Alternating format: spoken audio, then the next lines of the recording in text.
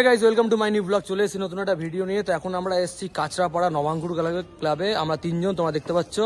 তো আজকে ব্যাপারটা হচ্ছে, আজকে নবাঙ্কুরে খুঁটি পুজো। তো আমরা এখানে খুঁটি পুজোটা হচ্ছে না, খুঁটি পুজো যেখানে বাইরে গেট হয় সেই জায়গাটা, এখানে ঠাকুর বসে, তাই তোমাদের দেখাতে যাচ্ছি। এখানে ঠাকুরটা বসে, এই যে বেদিটা দেখতে পাচ্ছি, বেদির মধ্যে ঠাকুরটা বসে, মাকে বসে নয়। আর এই জায়গাটা প্যান্ডেল হয়। নবাঙ্কুরে যেটা মেন জিনিস হচ্ছে, নবাঙ্কুর কিন্তু ডবল প্যান্ডেল করে। নবাঙ্কুর ডবল প্যান্ডেল বলতে আমরা ছোটবেলাতে যেটা দেখি, গেট যেটা দেখতে পাচ্ছ, গেটের সামনে মানে একটা বড় মন্দির বা কোনো ডিজাইন দেওয়া গেট থাকে, সেটা গেটটাই হচ্ছে থিম। আর ঠাকুরটা বসে এত ডিস্টেন্সে, কারণ এটা জায়গাটা এখানে প্যান্ডেল হয়।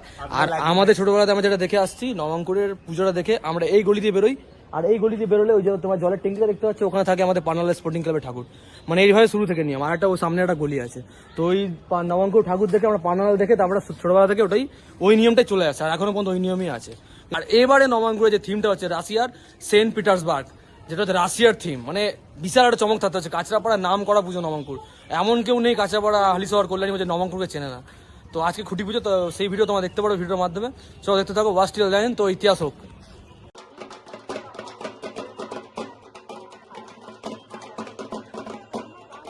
তো গাইস, নবাঙ্কুর এই বছর 53তম বর্ষে পদার্পণ করলো। আর এবারে থিম হচ্ছে রাশিয়ার সেন্ট পিটার্সবার্গ, যেটি হলো রাশিয়ার একটি ফেডারেল শহর, যেটি বাল্টিক শহরে অন্তর্গত। আর খুঁটি পুরোটা খুব সুন্দর সাজিয়েছে, মানে অনেকটা ওই কলকাতার স্টাইলে সাজিয়েছে আমাদের কাঁচরাপাড়া নবাঙ্কুর।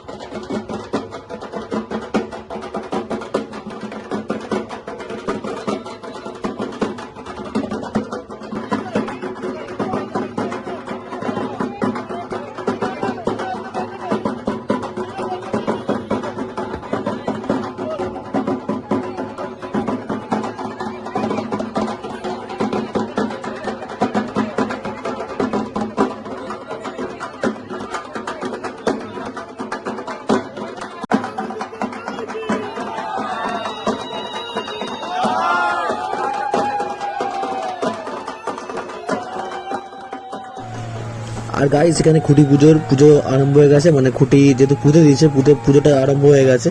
তো ভিডিওটা পুরো দেখতে থাকো।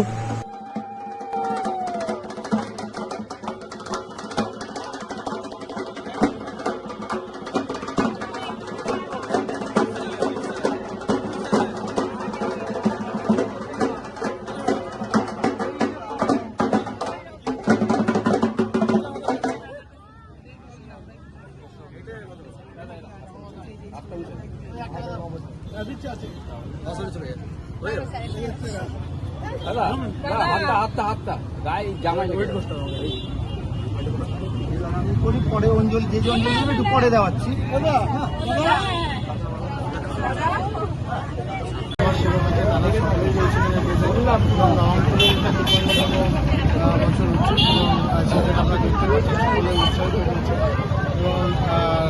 প্রত্যেকটা জায়গায় এইভাবে খুঁটি পুজো হচ্ছে।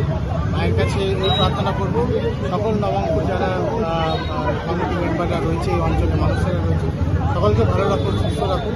আর এইভাবে যেন ঐক্যবদ্ধ হয়ে একসাথে মিলেমিশে সুন্দরভাবে যেন প্রত্যেক বছর এইভাবে আমরা পুজো করতে পারি, এটাই আশা রাখছি। এবং ধন্যবাদ জানাবো এবারে মাননীয় মুখ্যমন্ত্রী মমতা বন্দ্যোপাধ্যায়কে। আপনারা সকলেই জানেন উনি 85,000 কন্ট্রিবিউশনের কথা বলেছেন, আরও ভালো করে করতে হবে। দাদা, রক্তদাতাদের উদ্দেশ্যে কি বার্তা থাকবে? আজকে তো মহৎ একটা রক্তদান কর্মসূচির সাথে এই সোশ্যাল ওয়ার্ক, রক্তদান ধন্যবাদ জানাবো নবগ্রহ ক্লাবকে যে পুজোর সাথে সাথে একটা কালচারাল কাজ, একটা সোসাইটির জন্য চিন্তাভাবনা। এবং আপনারা জানেন যে রক্ত ক্রাইসিস আবার দেখা দিয়েছে এবং প্রত্যেকটা জায়গায় আবার রক্তদান শিবির করা শুরু করেছে। তাই জন্য তাদের সকলকে ধন্যবাদ জানাবো। এই যে বীজপুর জুড়ে যে পুজোর ক্রেজ, প্রত্যেক পুজো উদ্যোক্তা কমিটিগুলোকে কি জানাবেন? দেখুন, বাংলায় সর্বশ্রেষ্ঠ পুজো হলো দুর্গোৎসব এবং এই পুজোটা সারা বাংলা জুড়ে হয় এবং বাঙালিদের আবেগ এই পুজো এবং স্বাভাবিক ব্যাপার।